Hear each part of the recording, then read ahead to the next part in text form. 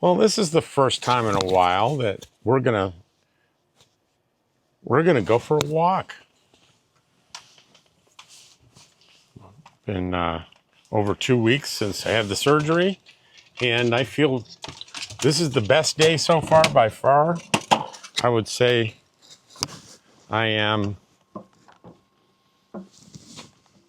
80%, 85% back, something of that nature. Get it set up here. Microphone going. So what I wanted to talk about today was I've mentioned casually a few times that I'm not going to have my home base in Pahrump, Nevada anymore, and I'll either have it in Arizona or New Mexico. And so I wanted to talk about home bases. What are they? Why would you want one? What are they? What do they mean? Well, that's not a simple question to answer. One thing that I can't really tell you about with knowledge and authority is what various states and counties require for you to be a legal resident there. For example, I know in Nevada to register to vote and to get a driver's license and register your vehicle, you can go to an RV park and rent a space for 30 days, and that's all that's required. What I can't tell you is if you don't remain there and you're someplace else, what can happen? Anecdotally, I've heard that you can lose all that if it's discovered through some manner that you're not really living there. You were there for 30 days and you left and you never came back. Some states have rules that if you're there, you must be, if you're in a state for a certain amount of time, sometimes as little as 180 days working, you have to pay taxes in that state, even though you're not a resident. So I'm not going to be telling you much at all about the legality. Okay, so that's someone else's video or a lawyer or some other resource. What I am going to talk about is what do I consider a home base to be, and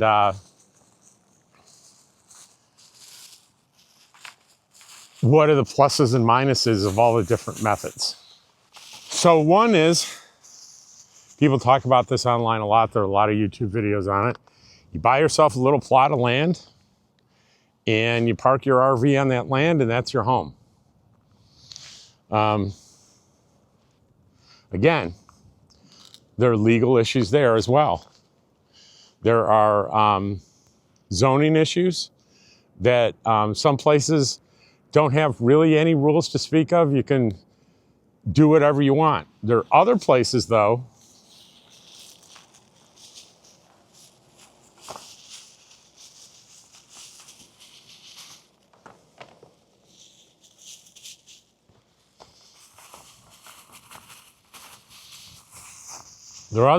that have specific restrictions, that you cannot live on your land in an RV.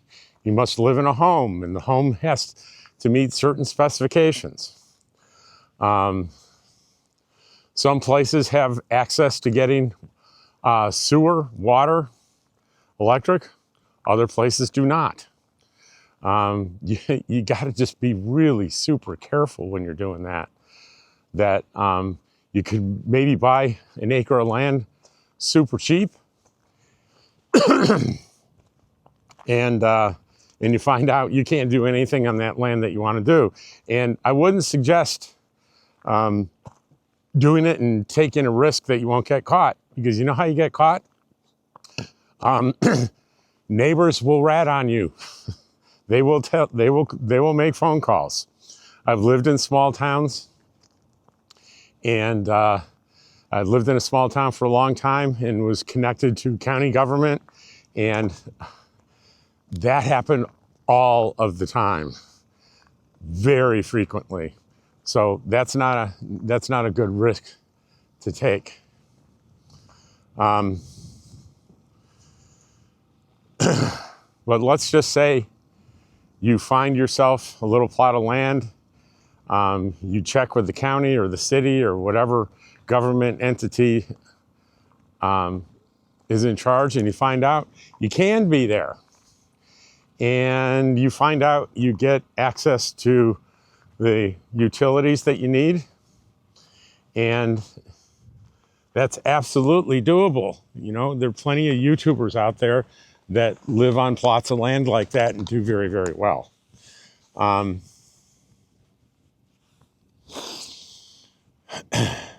So is that something I'm looking at? And my answer is no. And it's for personal reasons. It's not for all the legal stuff. It is this. For the way I live, I thrive when I'm part of community. And I get pretty lonely when I'm not part of community. So having a place to myself on a lot, not surrounded by other people, does not appeal to me. So I eliminate that option altogether. So what's another option? Well, there are plenty of RV parks that will lease to you year-round and allow you to establish your residency there.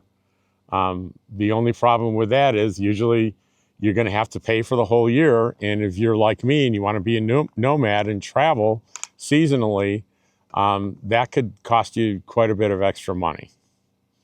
You can certainly hold that RV spot by paying the monthly rate while you're gone, and they won't care whether you're there or not. That could be very expensive.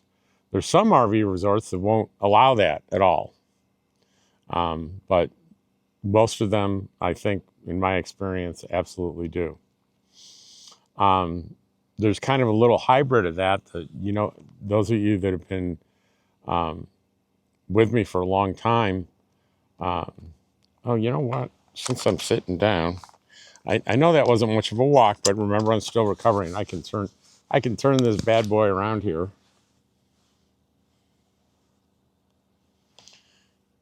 And switch up to unlock.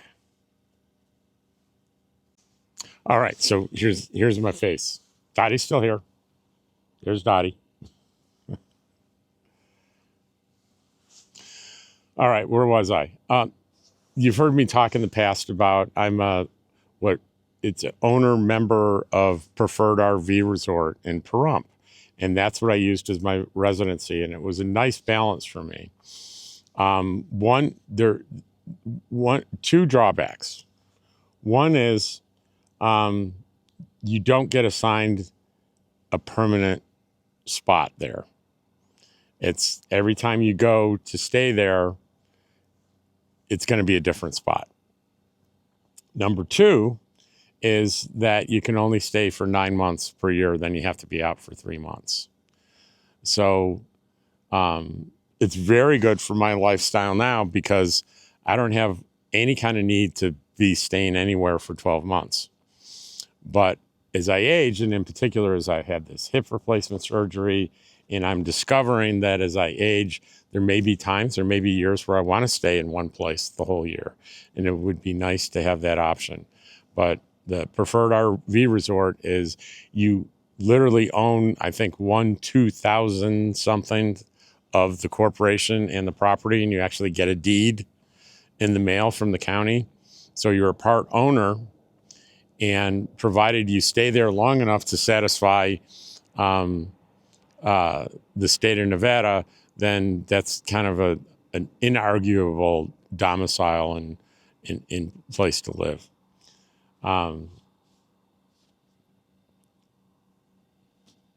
Also, there are RV communities that will sell you a lot. You will buy the property and pay like a annual or monthly maintenance fee. And the land is yours. It's going to be zoned properly, and you have that that permanently. And for an RVer traveler, that's a pretty ideal thing. However, it can be quite expensive. Usually I see those go for far in excess of $50,000. Some, depending on the quality of the resort and the location, it can be over $100,000. If you have that kind of money, then maybe that solves your problem.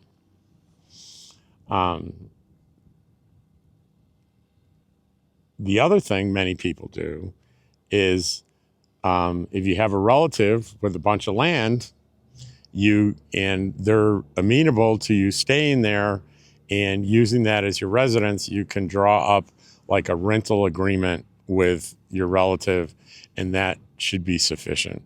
Again, not a lawyer, but many people do that. Also, I'll backtrack a minute to buying property.